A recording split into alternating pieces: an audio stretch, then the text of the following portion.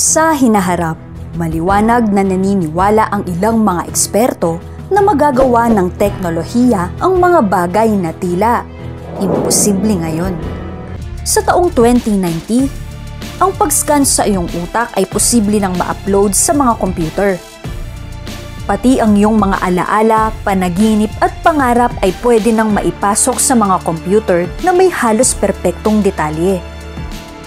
Kung kaya naman sa hinaharap, ang mga na-upload mong alaala ay maaring maisapubliko gamit ang mga social platforms upang maibahagi kung ano ang iyong emosyon o nararamdaman sa mga karanasang nangyari noon.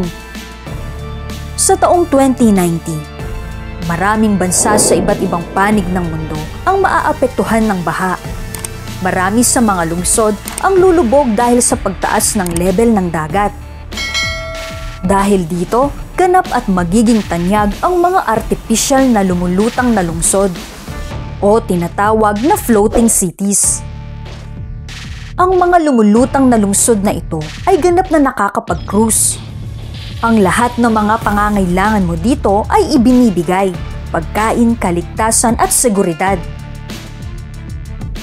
Tatanggalin din nila ang mga tubig alat sa artificial na lungsod na ito.